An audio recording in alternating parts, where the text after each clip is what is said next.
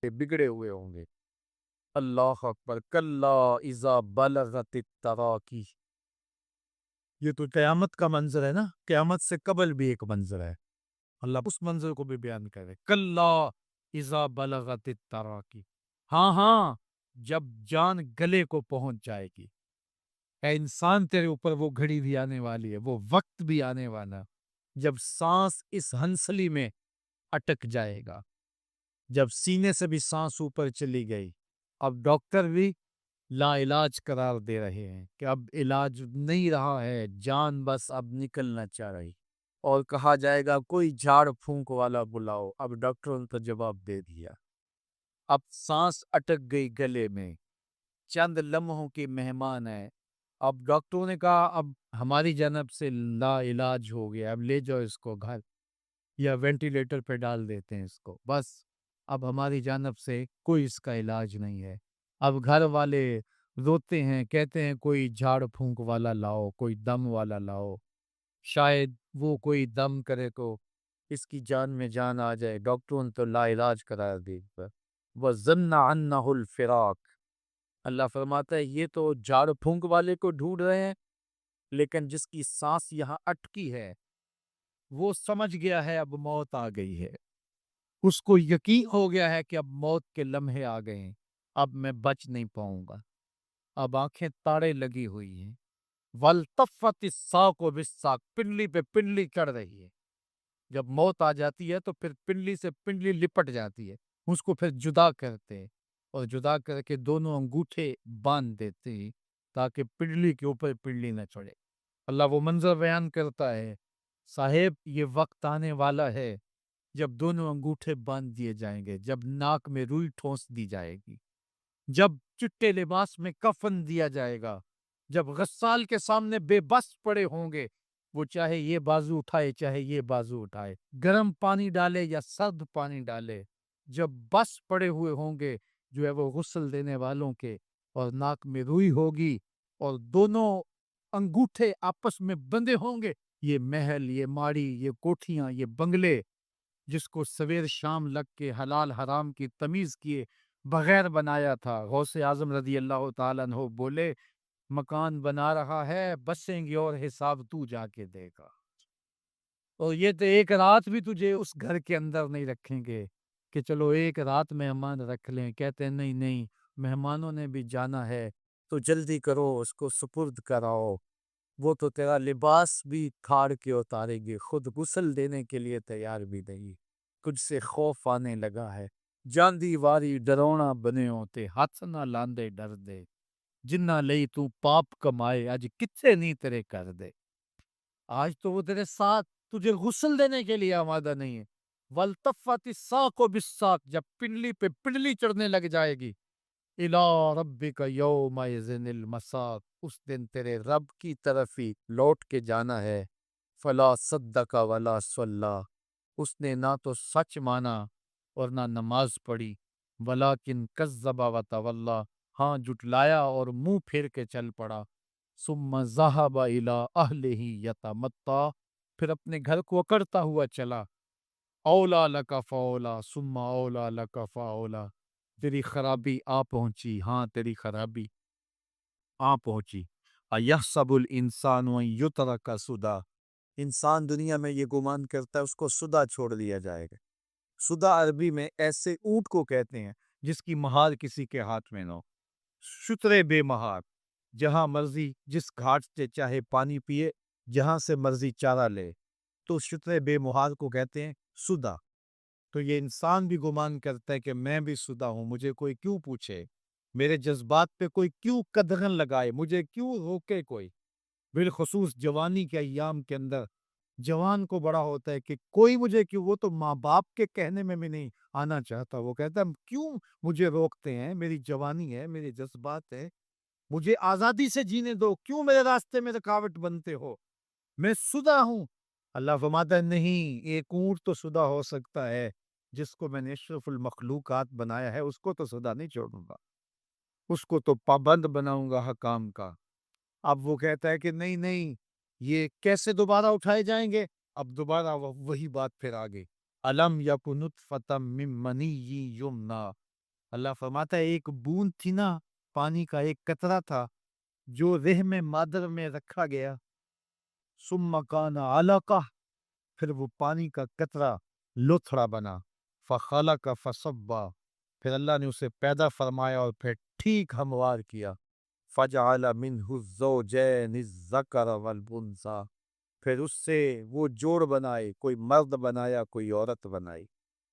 کہا اب غور کر، اب تیری آنکھیں دیکھتی ہیں، بجلیاں چمکتی ہیں، تیری زبان کا طوطی بولتا ہے، لوگ اشش کرتے ہیں تیری گفتگو پہ، تیری گفتار پہ صدقے جاتے ہیں، تیرے لہجے کے جمال کو دیکھتے ہیں، تیرے سینے کا زور، تیرے پنجوں کی طاقت، تیری دماغ کی تیزیاں اور تیری سوچوں کے اجالے، تیری زوردار ٹانگیں، تیرے کڑیل بازو اور تیری چوڑی چھاتی اور تیرے گلاب کی پتیوں جیسے ہونٹ، اے انسان یہ سب کچھ کہاں تراشا گیا؟ ماں کے رحم میں، اس تاریکی میں جو 3 پردوں میں تھی، تیرا سر تیرے گھٹنوں میں تھا، اور تیرے رب نے وہاں تیرے اندر نسوانیت یا وجولیت کی صلاحیتیں پیدا کی، تیری آنکھوں میں چمک پیدا کی، تیرے کانوں میں نغمے بکھیرے، تیری زبان کے پٹھوں پہ قوت ذائقہ رکھی، تجھے بولنے کی صلاحیت دی، تیرے پنجوں میں زور رکھا۔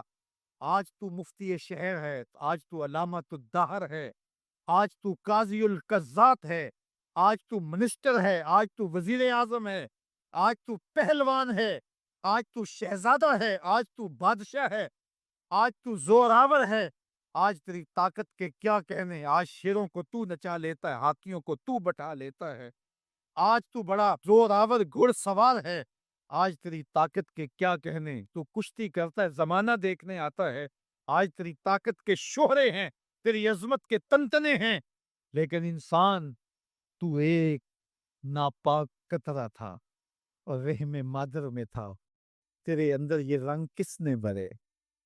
تیرے کانوں میں نغمے کس نے رکھے؟ تجھے دماغ کی قوتیں کس نے دی؟ زبان کو بولنا کس نے سکھایا؟ آنکھوں میں توانائیاں کس نے رکھی؟ تیری زبان کا طوطی بولتا ہے، یہ سلیقے کس نے دیے؟ پھر اللہ فرمایا، کتنا زوردار بیان ہے، الیس ذالک بقادر علی ان یحیی الموتیٰ، جو ماں کے پیٹ میں ایک نطفے کو ایک خوبصورت انسان بنا سکتا ہے، ہڈیوں کو جوڑ کے دوبارہ انسان نہیں بنا سکتا؟ کیا وہ دوبارہ تجھے کھڑا نہیں کر سکتا اپنے سامنے پیش ہونے کے لیے، جس کے حکموں کو تو نے توڑا ہے، جس کے فرامین کا تو نے مذاق اڑایا ہے؟ کیا وہ اتنا ہی بے بس ہے کہ اپنے حضور تجھے جو ہے وہ کھڑا ہی نہیں کر سکتا ہے؟ جس رب نے تجھے ماں کے شکم میں شکل دی، حضرت شیخ فرید الدین عطار بولتے ہیں، سانے کستی سلاتی می شود، ایسا کاریگر ہے مٹی سے بادشاہ بنا ڈالتا ہے۔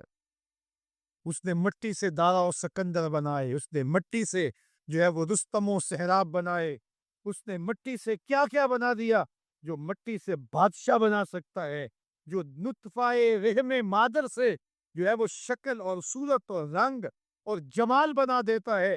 تیری صورت نکھرتی ہے، تیرے ہونٹ گلابی ہیں اور تیری نرگسی آنکھیں ہیں، تیرے ریشمی بال ہیں اور تیری خوبصورت رنگت ہے، تو چال چلتا ہے تو لگتا ہے قیامت چل رہی ہے، تیرا قد رانا جو ہے وہ سنوبر کو شرماتا ہے، تیری گفتار کے تنتنے ہیں، جس نے اتنی خوبصورت شکل ماں کے رحم میں بنائی، کیا وہ ہڈیوں کو جوڑ کے دوبارہ انسان نہیں بنا سکتا؟ وہ دوبارہ انسان بنائے گا اور پھر تجھے اپنے حضور کھڑا کرے گا۔ اور ایک حدیث میں آتا ہے، اللہ بندے کو اپنے حضور کھڑا کرنے کے بعد اپنے سامنے سے ہٹنے نہیں دے گا جب تک 5 سوال نہیں پوچھ لے گا۔ ان عمر ہی فیما افنا ہو، اس کی عمر کے بارے میں پوچھے گا، کہاں ضائع کی؟ میں نے تجھے زندگی دی، 60 سال، 70 سال، 40 سال، 50 سال، اس زندگی کو کہاں گزار کے آیا ہے؟ ان شباب ہی فیما ابلا ہو، اس کی جوانی کے بارے میں پوچھا جائے گا، جوانی کہاں گزار کے آیا ہے؟ مجنو تو نہیں بنا رہا، خواہشات کا اسیر تو نہیں ہو گیا، دیوانوں کی طرح زندگی تو نہیں گزار کے آ گیا؟ تیری جوانی کسی چوک میں تو نہیں گزری، تیری جوانی آوارگی میں تو نہیں گزری، ساری رات سوشل میڈیا کے اوپر گندگی اور غلاستیں تو نہیں دیکھتا رہا؟ تیری زندگی گزری کہاں ہے؟ تیری جوانی گزری کہاں ہے؟ اگر کوئی جواب نہ ہوا تو پھر کیا جواب دے گا؟ اور وہ کتنا خوش نصیب ہوگا جو کہے گا مالک میری جوانی سجدوں میں گزری، میری جوانی قیام میں گزری، میری جوانی رکوع میں گزری۔ میرے حضور فرماتے ہیں سبعۃ یظلھم اللہ فی ظلہ یوم لا ظل الا ظلہ، 7 اشخاص ایسے ہیں قیامت کے دن جب کوئی سایہ نہیں ہوگا، اللہ ان 7 کو اپنے عرش کا سایہ دے گا۔ ان میں سے دوسرا شخص میرے حضور نے بیان فرمایا وَشَابٌ نَشَأَ فِی عِبَادَتِ اللہ، وہ جوان جس کی جوانی اللہ کی عبادت میں گزرے۔ جوانوں اپنی زندگی کو مالک کی دہلیز پہ لے آؤ۔ جوانی وہی ہے جو مالک کی چوکھٹ پہ گزرے۔ اپنے دل کا تعلق جوڑو، عشق کرنا ہے تو پھر آمنہ کے لال سے کرو، محبت کا رشتہ ان سے جوڑو، تعلق کا ربط ان سے قائم کرو، جوانی کو دین کی راہ پہ ڈالو۔ اللہ اکبر، سنو میرے حضور کا فرمان، انا حبیب اللہ، میں اللہ کا حبیب ہوں۔ پھر فرمایا الشاب التائب حبیب اللہ، جو جوان جوانی میں توبہ کرے وہ بھی اللہ کا حبیب ہے۔ آؤ اللہ کے حبیب بن جاؤ، اللہ کے حبیب بن جاؤ، اللہ کے حبیب بن جاؤ، اللہ کے محبوب بن جاؤ۔ لیلۃ القدر کی گھڑیاں ہیں، رات کا پچھلا پہر ہے، اللہ کے حضور یہ عہد کر کے اٹھو مالک جو زندگی گزر گئی گزر گئی، آئندہ جوانی کا ایک ایک لمحہ تیرے لیے گزرے گا، جیوں گا تو تیرے لیے، مروں گا تو تیرے لیے، میری ایک ایک سانس تیرے نام وقف ہوئی، میری زندگی کی ایک ایک ساتھ تیرے نام وقف ہوئی، میں اپنا سب کچھ تیرے لیے پیش کرتا ہوں۔ میری زندگی کا مالک بھی تو ہے، میری موت و حیات کا خالق اور مالک بھی تو ہے، یہ زندگی تو نے دی، تیری امانت ہے، تیرے حضور ہی پیش کرتا ہوں۔ اور لیلۃ القدر کی گھڑیوں میں اس عزم کے ساتھ گھروں کو لوٹو کہ اللہ میری زندگی کا ایک ایک لمحہ تیرے نام ہوا، آنے والے موسم تیرے نام ہوئے، میری جوانی تیرے نام ہوئی، میرے آنسو تیرے نام ہوئے، میری پیشانی تیرے نام ہوئی، میرے دل کی دھڑکن تیرے نام ہوئی، میری صلاحیتیں تیرے نام ہوئی، میری زبان بولے گی تو تیری تسبیح بولے گی، تیرے ذکر کے ترانے پڑے گی، میرے کان سنیں گے تو قرآن کے نغمے سنیں گے، میری آنکھیں دیکھیں گی تو مالک تیری قدرت کی نشانیاں دیکھیں گی، تیرے رسول کا روضہ دیکھیں گی، تیرا کعبہ دیکھیں گی۔ مالک میری زبان سچائی کے نور سے مالا مال ہوگی اور میں ساری زندگی تیرے نام کرتا ہوں، اور جب آپ اپنی ساری زندگی اللہ کے نام کر دیں گے تو پھر وہ پوری کائنات تمہارے نام کر دے گا۔ کی محمد سے وفا تو نے تو ہم تیرے ہیں، یہ جہاں چیز ہے کیا لوح و قلم تیرے ہیں۔ منکر نکیر ان کے نام ہیں، اور وہ اس کو بٹھا دیتے ہیں، اور بٹھا کر کے اس سے 3 سوال پوچھتے ہیں۔ پہلا سوال یہ ہوتا ہے من ربو کا، تیرا رب کون ہے؟ اب کوئی مانے یا نہ مانے، رب تو سب کا اللہ ہی ہے۔ اگر کوئی انکار بھی کرے تو اس کے باوجود اس کا رب کون ہے؟ اس کا رب اللہ ہے۔ تو دنیا کے اوپر کوئی اقرار کرے یا انکار کرے، لیکن نفس الامر میں حقیقت میں اس کا رب اللہ ہی ہے۔ یہ تو حقیقت ہے، یہ تو طے شدہ ہے، لیکن جو عقیدہ دنیا پہ رہا ہوگا وہی عقیدہ اس کے لہجے میں آئے گا۔ اگر اس نے عملاً، رویتاً، قولاً، فعلاً اپنے اللہ کو اپنا رب مانا، رب کہتے ہیں کسی چیز کی تربیت اس کی استعداد ذاتیہ کے مطابق کرنے والا رب کہلاتا ہے۔ تو اللہ تعالیٰ جل شانہ ہم سب کا خالق بھی ہے، مالک بھی ہے، رازق بھی ہے، اور ہماری ضروریات کا وہ کفیل بھی ہے۔ وہ ہمارا رب ہے، اور صرف ہمارا رب ہی نہیں ہے، رب العالمین ہے، پورے جہانوں کا رب ہے، پوری کائنات کا رب ہے، خالق بھی سب کا وہی ہے اور رب بھی سب کا وہی ہے۔ جو اسے مانتا ہے اسے بھی رزق دیتا ہے، جو نہیں مانتا تو اس کے لیے بھی رزق کے دروازے بند نہیں کرتا۔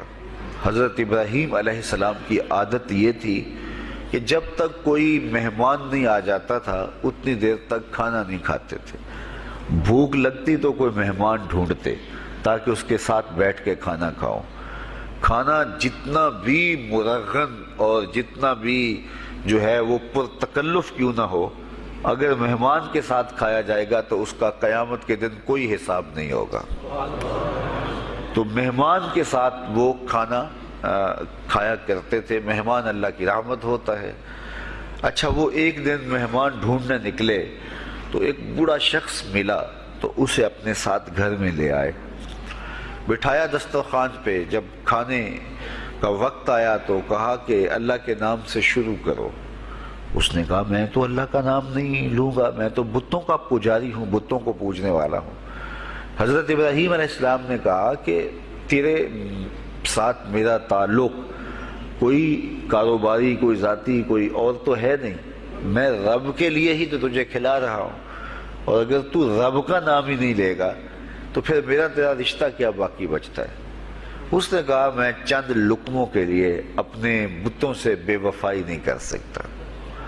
وہ غالب نے کہا تھا نا کہ وفاداری بشرط استواری اصل ایمان ہے، مرے بت خانے میں تو کعبے میں گاڑو برہمن کو۔ اس نے اپنے انداز میں ایک بات کی تھی کہ وفاداری بڑی چیز ہوتی ہے، تو اس نے بتوں سے وفاداری کا بھرم رکھا۔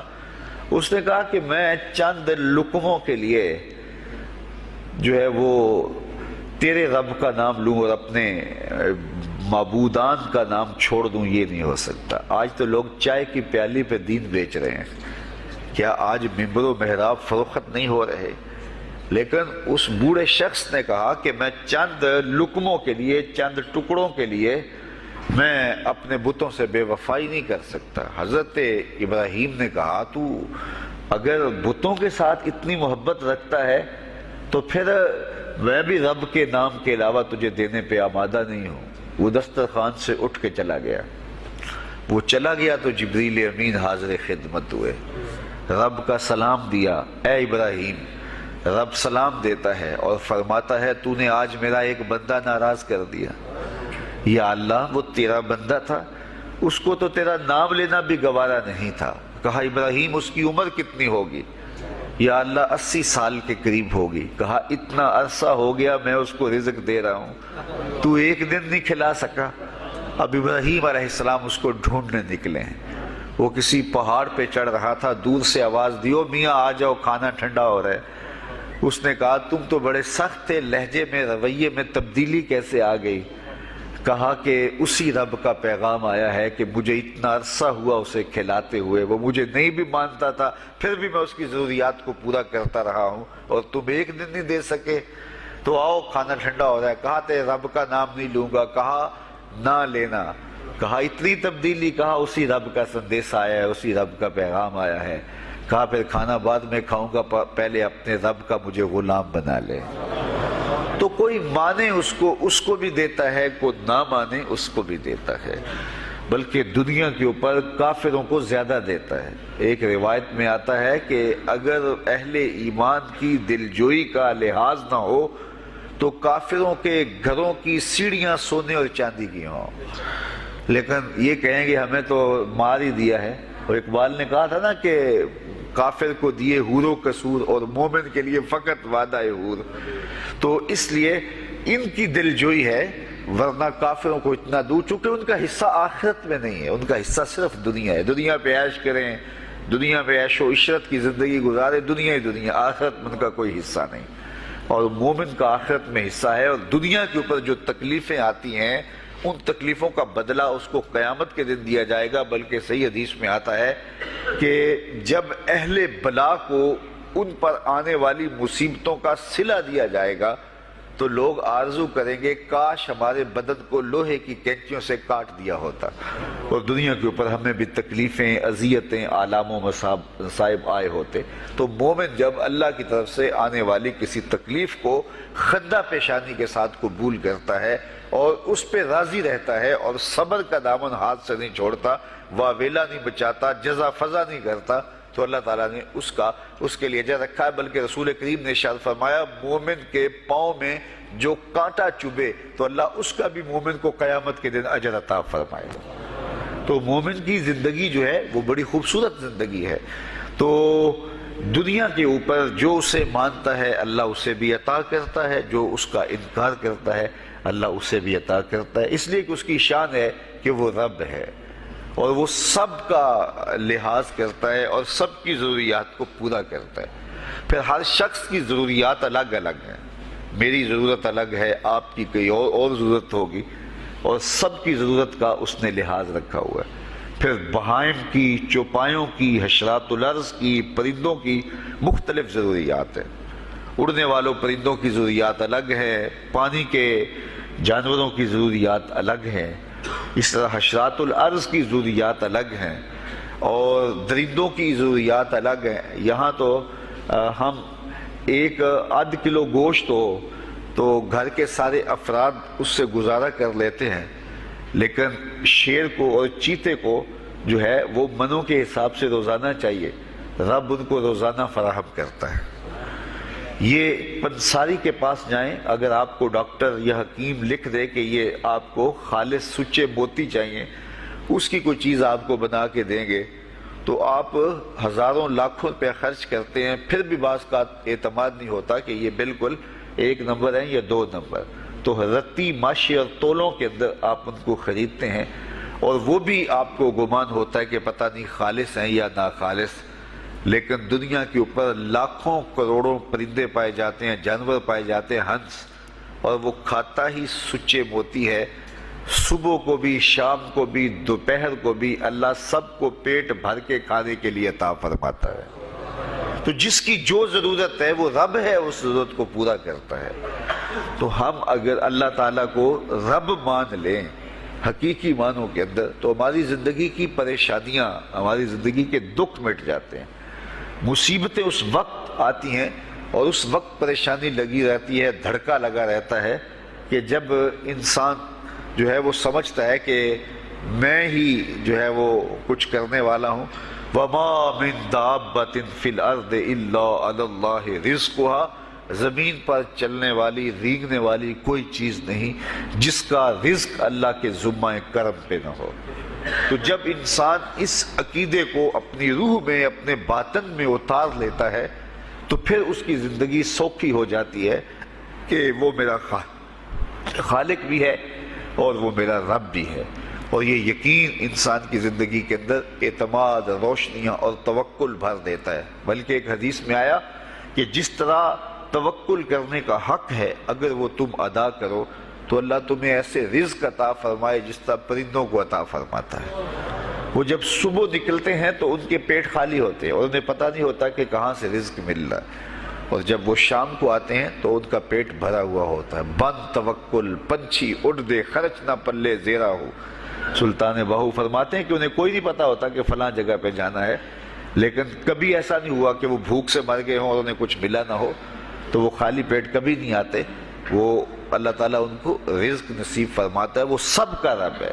تو اگر ہم اپنے رویے سے، اپنے عمل سے، اپنے عقیدے سے واقعی اللہ کو رب مانتے ہیں، تو پھر قبر میں جب سوال ہوگا من ربوں کا، تیرا رب کون ہے، تو پھر کبھی بھی جواب دیتے جھجک محسوس نہیں ہوگی۔ بندہ عرض کرے گا رب اللہ، میرا رب اللہ ہے اور میں اسی کو اپنا رب مانتا ہوں، میری ضروریات کی کفالت بھی اسی کے ذمہ کرم پہ، اور میرا تیقن، میرا یقین کہ وہ میرا رب ہے۔ یہ پہلا سوال ہوگا۔ دوسرا سوال قبر میں ہوگا، اور وہ یہ ہوگا کہ ما دینوں کا، تیرا دین کون سا ہے؟ مختلف ادیان دنیا کے اوپر موجود ہیں، لیکن اسلام کے بعد اب کسی اور دین کو قبول نہیں کیا جائے گا۔ ارشاد فرمایا کہ اللہ تعالیٰ اسلام کے علاوہ کسی اور دین کو قبول نہیں کرے گا۔ تو یہ اگر میں اپنے عمل سے، اپنے رویے سے، اپنے طرز زندگی سے، اپنے انداز معاشرت سے اسلام کو اپنے اوپر غالب کر لیا، تو پھر قبر میں جواب دیتے ہوئے کوئی جھجک محسوس نہیں ہوگی۔ بندہ عرض کرے گا کہ دینی الاسلام، میرا دین اسلام ہے، میرا طرز زندگی، میرا انداز معاشرت، میرا سبھی کچھ اسلام کی مطابقت میں تھا، اور میں اسی کو اپنا دین مانتا ہوں۔ صرف زبان سے نہیں، اپنے رویے سے بھی، اپنے طرز زندگی سے بھی، اپنے انداز معاشرت سے بھی۔ تو یہ جو ہم اسلام کے دائرے میں داخل ہوتے ہیں اور ہم اپنے دین کو اسلام قرار دیتے ہیں، تو دین انسان کی زندگی کے تمام شعبوں پر حاوی ہوتا ہے، اور اس کا طرز زندگی، اس کا انداز معاشرت اس کی مطابقت میں ہونا چاہیے۔ تو قبر میں یہ سوال پوچھا جائے گا کہ تیرا دین کیا ہے، باوجود کہ اللہ تعالیٰ جل شانہ کو پتہ ہے کہ اس کا دین کیا تھا، اللہ کو پتہ ہے کہ یہ کس کو رب مانتا تھا، لیکن قبر میں یہ سارا سلسلہ ہوگا، اور صحیح احادیث کے اندر ان سوالوں کا تذکر آیا ہے کہ یہ سوال پوچھے جائیں گے کہ تیرا دین کیا ہے۔ اب اس نے اگر اپنا طرز زندگی، اپنا انداز معاشرت اسلام کی مطابقت میں رکھا ہوگا، اور دین کو اس نے دین سمجھا ہوگا، اسلام کو ہی اپنا دین عملاً، رویتاً، ہر خوشی غمی کے موقع پہ اس نے اسلام کو ہی ترجیح دی ہوگی، تو پھر اس کو کوئی جھجک نہیں ہوگی جواب دیتے ہوئے کہ میرا دین اسلام ہے۔ میرے شب و روز، میری زندگی کے نشیب و فراز، میری زندگی کی کا ہر گوشہ جو ہے وہ اسلام کی مطابقت میں گزرتا تھا، تو پھر وہ سیدھا سیدھا جواب دے گا دین یا الاسلام۔ اس لیے ہمیں اس سوال کی تیاری بھی کرنی چاہیے کہ ہماری نجی زندگی ہو یا ہماری اجتماعی زندگی ہو، ہماری گھریلو زندگی ہو یا ہماری معاشرتی زندگی ہو، ہماری ذاتی زندگی ہو یا ہماری سیاسی زندگی ہو، ہماری جس طرح کی بھی زندگی کے جو بھی شعبہ جات ہیں، سب میں ہم دین کو غالب کریں۔ ہم صرف مسلح کے مسلمان نہ بنیں کہ 5 نمازیں پڑھ لیں اور ہم کہتے ہیں مسلمان ہیں، روزے رکھ لیے، تراویح پڑھ لی، اور ہم نے جو ہے وہ زکوٰۃ دے دی اور حج کر لیا، تو اس سے ہم مطمئن ہو گئے کہ ہم مسلمان ہیں۔ اسلام ایک مکمل اور اکمل اور کامل ضابطہ حیات ہے، اپنے ماننے والوں کو زندگی گزارنے کا پورا اسلوب اور مکمل کامل رہنمائی دیتا ہے۔ ہم نے ہمسایوں کے ساتھ سلوک کیسے کرنا ہے، یہ ہمیں اسلام بتاتا ہے۔ ہم نے بیوی کے ساتھ سلوک کیا کرنا ہے، یہ ہمیں اسلام بتاتا ہے۔ اولاد کی تربیت کیسے کرنی ہے، اسلام کی واضح تعلیمات ہیں۔ ہم نے سفر کرنا ہے تو انداز سفر کیا ہونا چاہیے، اسلام نے ہمیں بتایا۔ کاروبار کرنا ہے تو ہم جو ہے وہ کیا کاروبار کو مارکیٹ سے سیکھیں گے یا اللہ اس کے رسول سے سیکھیں گے، تو ہمیں اللہ اس کے رسول نے واضح دو ٹوک اور سیدھے سیدھے احکام دیے ہیں کہ تم جب کاروبار کرو تو تم جو ہے وہ اس انداز کے ساتھ کاروبار کرو، کم نہیں تولنا، کم نہیں ناپنا، جھوٹی قسم نہیں کھانی، سود نہیں لینا۔ تو یہ ساری چیزیں، ملاوٹ نہیں کرنا، ایک ایک چیز جو ہے وہ اسلام نے ہمیں فراہم کی ہوئی ہے۔ تو پورا دین جو ہے جب ہم اختیار کریں گے، ہمارے رویے، ہمارا طرز زندگی، ہمارا انداز معاشرت جب دین اسلام کے مطابق ہوگا، تو قبر میں اس سوال کا جواب دینا ہمارے لیے کوئی مشکل نہیں ہوگا۔ اور اگر ہمارا طرز زندگی کچھ اور طرح کا ہوگا تو کیا صرف یہ کہہ دے کہ ہم مسلمان ہیں؟ یہ تو پھر ایک کافر بھی کہہ سکتا ہے کہ میرا دین اسلام ہے، ایک منافق بھی کہہ سکتا ہے کہ میرا دین اسلام ہے، لیکن ایسا نہیں ہوگا۔ جو ہماری کیفیت قلب ہوگی، قبر میں اس کا جواب اس کی مطابقت میں آئے گا۔ وہاں یہ دنیا کے معاملے یا دنیا کی یادداشتیں نہیں ہوگی، وہاں کیفیت قلب کے مطابق جواب دیا جائے گا۔ یہ کافر جواب نہیں دے سکے گا کہ میرا رب اللہ ہے، چونکہ وہ عمل سے، رویے سے اس کو اپنا رب نہیں مانتا ہے، تو حقیقتاً تو اس کا رب اللہ ہے، لیکن وہ یہ جواب نہیں دے پائے گا۔ اسی طرح جو شخص اپنے طرز زندگی کے اندر اسلام کو داخل نہیں کر چکا ہے اور اسلام کو اس نے اپنا ہادی رہنما نہیں بنایا ہے، تو وہ قبر میں اس سوال کا جواب کیسے دے سکے گا کہ میرا دین اسلام ہے، چونکہ اس کا رویہ، اس کا طرز زندگی اور اس کا انداز معاشرت ایسا نہیں رہا ہوگا۔ اس لیے ہمیں اپنی زندگی کے شب و روز کو اسلامی تعلیمات کے سانچے میں مکمل اور کامل طور پر ڈھالنا ہوگا، تاکہ جب قبر میں سوال ہو تو ہم جواب دے سکیں کہ ہمارا دین اسلام ہے۔ تیسرا سوال جس پہ فیصلہ ہو جائے گا، اور اس کے بعد قبر میں یا جنت کا دروازہ کھول دیا جائے گا یا جہنم کی کھڑکی کھول دی جائے گی، وہ سوال تیسرا کیا ہوگا؟ اور وہ سوال بھی عقیدے کا ہے، بلکہ بخاری شریف کی ایک روایت کے مطابق 3 سوال نہیں ہوں گے، ایک ہی سوال ہوگا، اور وہ یہ تیسرا سوال ہوگا۔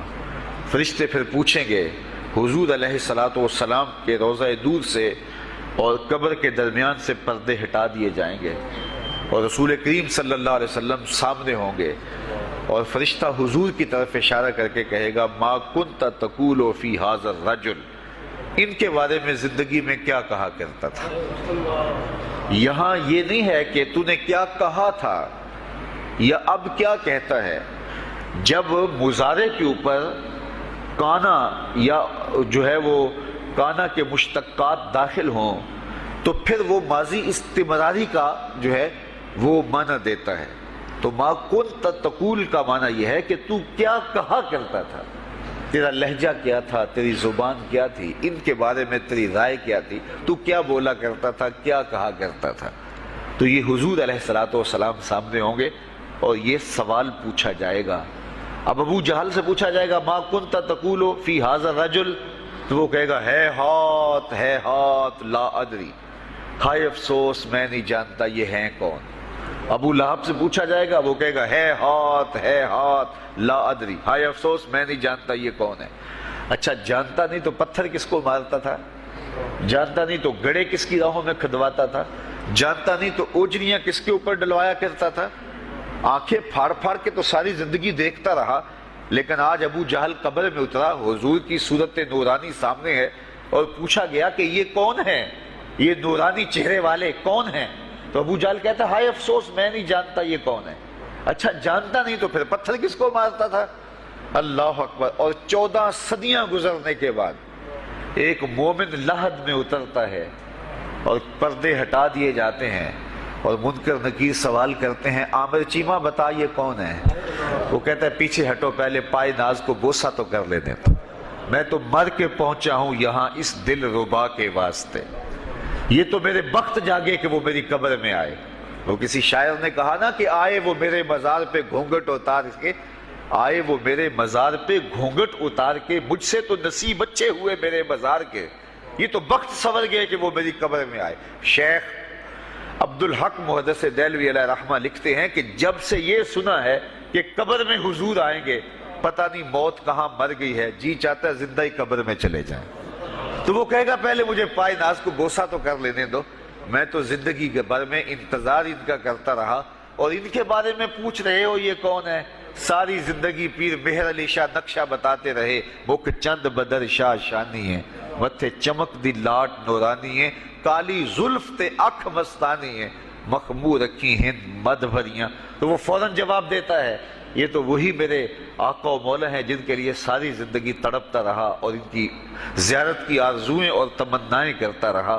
اچھا ابو جہل ساری زندگی دیکھتا رہا تو وہ تو جواب نہیں دے پائے گا. وہ کہتا ہائے افسوس میں نہیں پہچانتا یہ کون ہے ہاتھ لا ادری، مجھے نہیں پتا. اور 14 صدیاں گزرنے کے بعد ایک مومن لحد میں اترتا ہے تو وہ فوراً کہتا ہے یہ تو وہی ہیں جن کے لیے زندگی گزار آیا ہوں.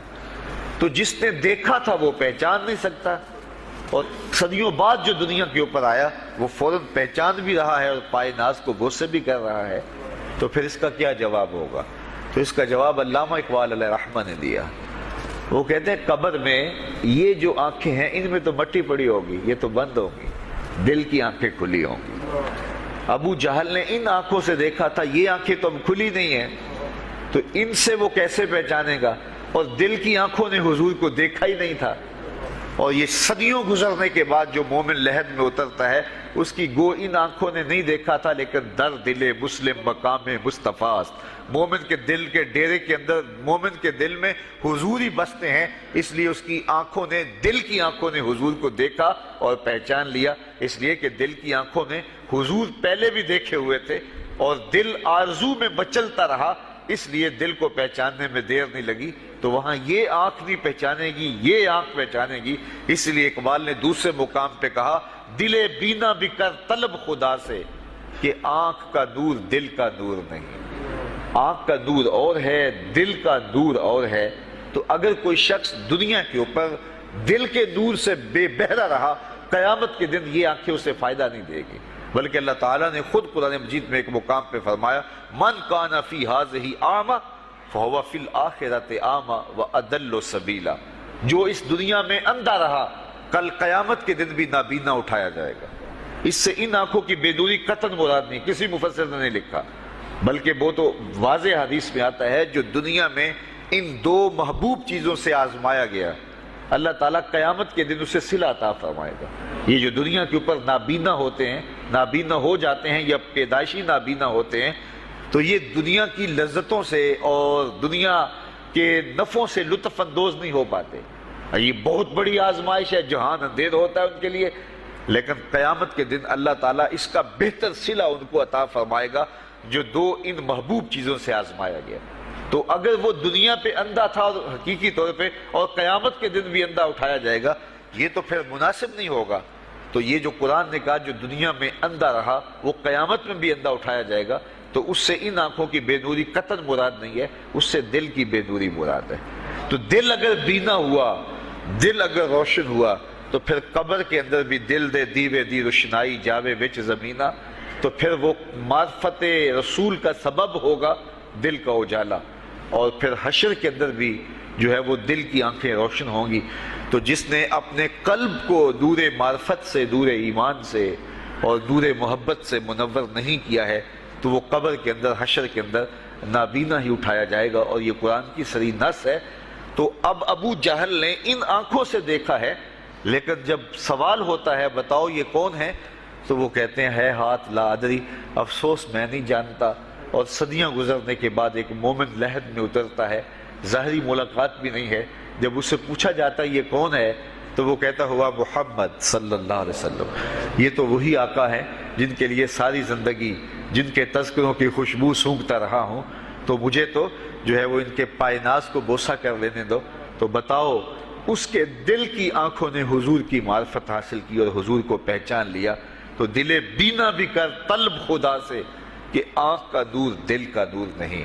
تو حضور علیہ السلام کے حوالے سے جب سوال ہوگا، اگر اس سوال کا جواب نہیں آیا تو پھر جہنم کی کھڑکی کھول دی جائے گی، اور اگر اس سوال کا جواب آیا تو پھر جنت کے دروازے کشادہ کر دیے جائیں گے، اور جنت کی ٹھنڈی ہوائیں اس کی قبر میں آ جائیں گی.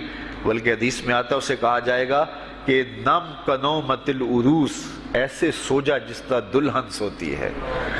اور وہاں سے لے کر کے حشر تک کا سفر جو ہے اس کے لیے بہت لمبا سفر نہیں ہوگا. وہ ایسے ہوگا کہ جو ہے وہ ایک خوبرو کے گلے سے ہار گرے گا اور وہ موتی ٹوٹ کے گر جائیں گے، اور وہ اس کو چننے میں مصروف ہو جائے گا. ابھی سارے موتی چن نہیں پائے گا کہ قیامت آ جائے گی. یہ مومن کے لیے اللہ نے آسانی رکھی. 50,000 سال کا دن ہوگا یوم محشر، لیکن جو مومن ہوگا اس کے لیے حشر کا اتنا بڑا دن ایسے ہوگا جتنا عصر کا وقت ہوتا ہے. تو اتنے تھوڑے وقت میں اس کے لیے گزر جائے گا. تو یہ 3 سوال قبر میں پوچھے جانے ہیں، ہر شخص سے پوچھے جانے ہیں، مومن سے بھی پوچھے جانے ہیں اور کافر سے بھی.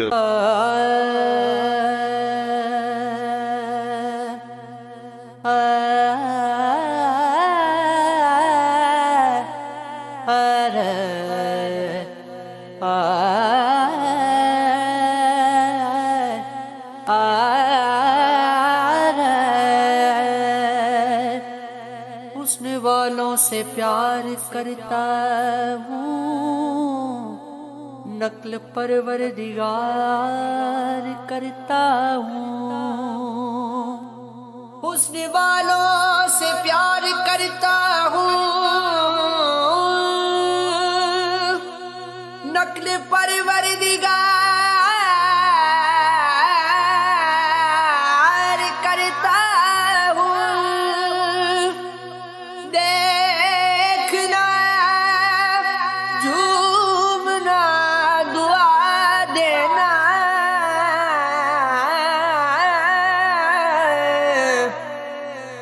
بس یہی کاروبار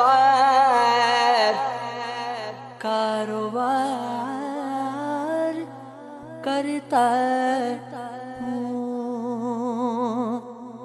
رزق تنگ ہونے لگے، صدقہ دے کے رب سے کاروبار کر لو. صدقے سے تمہارے رزق میں اضافہ ہوگا. یہ رب کا وعدہ ہے، اللہ کے وعدے جھوٹے نہیں ہو سکتے. رزق کی برکت کا ایک اور بہت بڑا ذریعہ النکاح ہے. فرمایا اگر تم نکاح کرو گے، تم فقیر ہو وہ تمہیں غنی کر دے گا.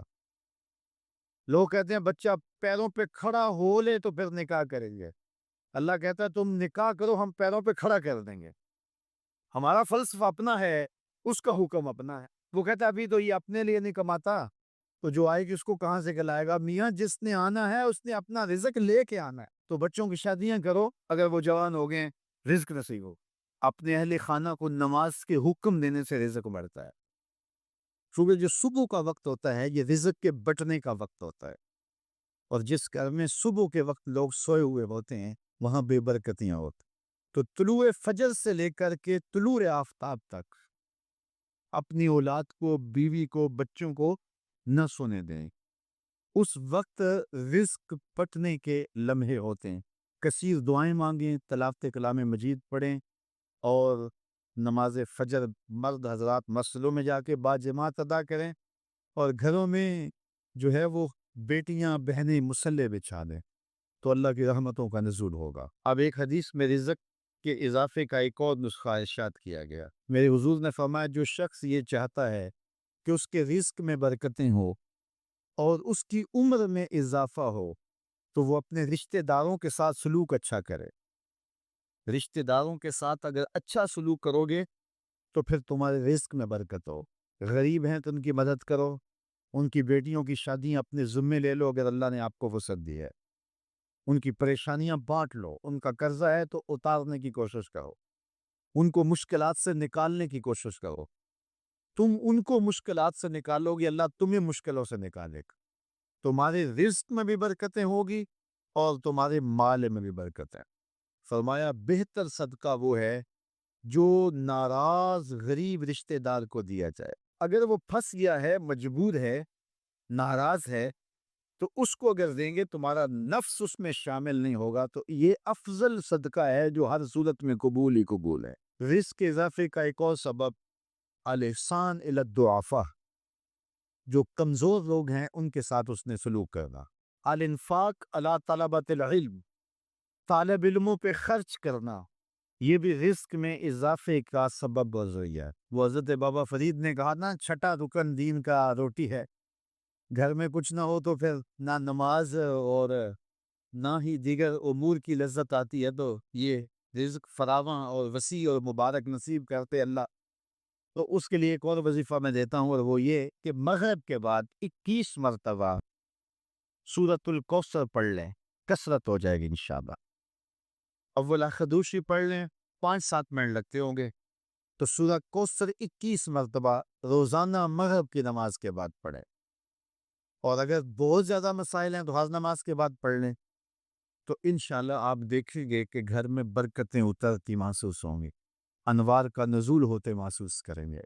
تو یہ وہ رزق کے اسباب ہیں، اگر ہم اختیار کر لیں تو ہم اللہ کی خاص رحمتوں کے حقدار ہوں گے۔ اگر فن سے، علم سے آتا ہو رزق، تو میاں صاحب فرماتے ہیں بے وقوفاں دے نوکر ویکھے دانش مند سے آنے۔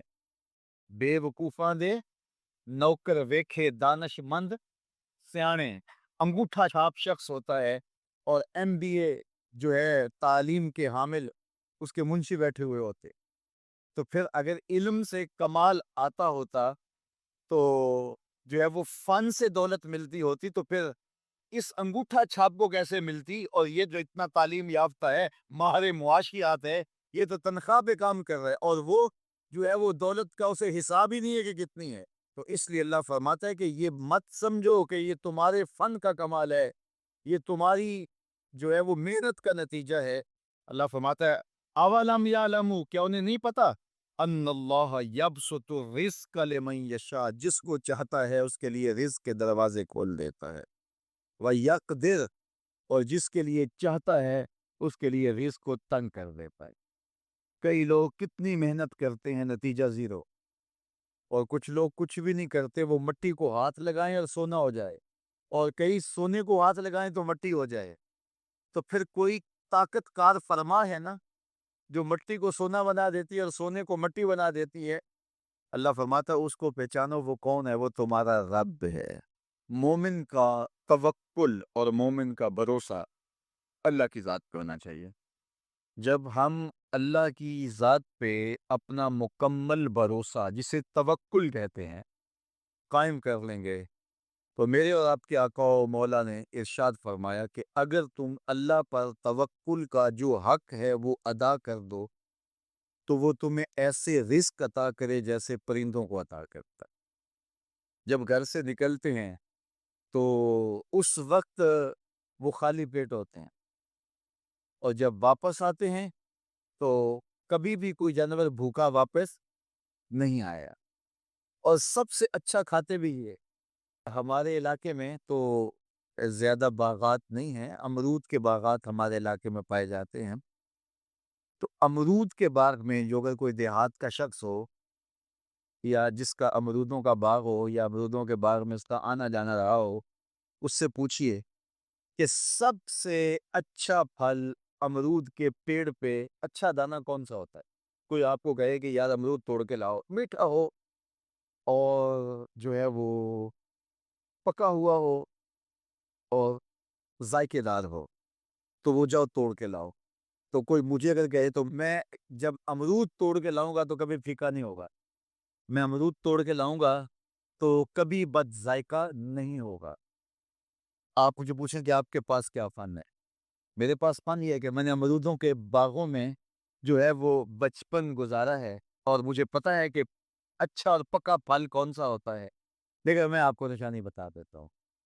اب نئی نسل انہوں نے نہیں دیکھا، آپ باغ میں جائیں اور شاخوں سے لٹکے ہوئے امرود دیکھیں۔ جس امرود کو طوطے نے کھا کے چھوڑا ہو اس کو آپ توڑ لیں، میٹھا بھی ہوگا، ذائقے دار بھی ہوگا، ایکسپورٹ کوالٹی سے بھی بہتر ہوگا۔ سب سے اچھا پورے پودے سے جو سب سے اچھا ہوگا وہ اس کو چونچ مارتا ہے اور پھر سارا کھاتا بھی نہیں ہے، تھوڑا سا لیا، نخرے والا آگے بڑھ گیا۔ اللہ اکبر۔ تو جو ایکسپورٹ کوالٹی ہوتی ہے اس سے بھی بہتر وہ کھاتا ہے۔ تو یہ اللہ پر توکل کرنے والے ہیں۔ ہمیں تو پتا ہوتا ہے نا ہم نے دکان پہ جانا ہے، ہمیں پتا ہوتا ہے ہم نے فیکٹری کام پہ جانا ہے، ہم نے پتا ہوتا ہے ہم وہ دہاڑی فلاں جگہ کرنے جانا ہے۔ انہوں نے کہیں ان کا کوئی ایسا ٹھیا نہیں ہوتا کہ وہاں جانا ہے۔ بن توکل پنچھی اڑ دے، بن توکل پنچھی اڑ دے، خرچ نہ پلے زیرا ہو، خرچ نہ پلے کوئی راس المال بھی نہیں ہوتا کہ یہ لگائیں گے پھر اس پہ اتنے پیسے آئیں گے، اصل ہمارے ہوں گے، اتنا نفع ہوگا، ایسا نہیں ہے۔ گھر سے نکلتے ہیں تو خالی پیٹ ہوتے ہیں اور جب واپس آتے ہیں تو پیٹ بھرے ہوئے ہوتے ہیں۔ میرے اور آپ کے آقا و مولا نے کہا، مجھے پورا یقین ہے اس پہ، اور آپ کو بھی پورا یقین ہونا چاہیے، انشاءاللہ ہوگا، کہ میرے حضور نے فرمایا کہ اللہ پر جو توکل ہے وہ حق ادا کرو، پھر وہ تمہیں ایسے رزق دے گا جیسے پرندوں کو دیتا ہے، تمہیں پرندوں کو دیتا ہے۔ ایکسپورٹ کوالٹی، من کان للہ کان اللہ لہو، فرمایا تم اس کے ہو جاؤ وہ تمہارا ہو جائے گا۔ اللہ نے تمہیں پیسے دیے ہیں، نئی گاڑی تم نے خریدی ہے، چھوٹے بچے کا جوتا کیوں باندھ دیا آگے؟ جوتا باندھنے سے اگر یہ ایکسیڈنٹ سے حادثے سے گاڑی بچ سکتی ہوتی ہے تو پھر پاکستان کے جتنے پی آئی اے کے جہاز ہیں سب پر باندھ دینا چاہیے، سب پہ جوتے لٹکے ہوئے ہوں۔ عجیب تم نے فلسفہ تراشا، کسی نے جو ہے وہ کالی رنگ کی پٹی باندھ دی نیچے، اس سے اس کو نظر نہیں لگے گی۔ گھوڑے کے پاؤں کے نیچے جو کھری لگی ہوئی ہوتی ہے، کچھ لوگوں نے اپنے گھروں میں وہ باندھی ہوئی ہوتی کہ اس سے تمہارے گھر کے اندر کوئی مصیبت نہیں آئے گی، کوئی تکلیف نہیں آئے گی۔ کسی نے ہنڈیا اپنے گھر کے اوپر الٹی رکھی ہوئی ہوتی ہے، یہ ہنڈیا بچا لے گی، اور میاں ہنڈیا کیا بچائے گی؟ تو اللہ کے قہر سے کچھ نہیں بچا سکتا۔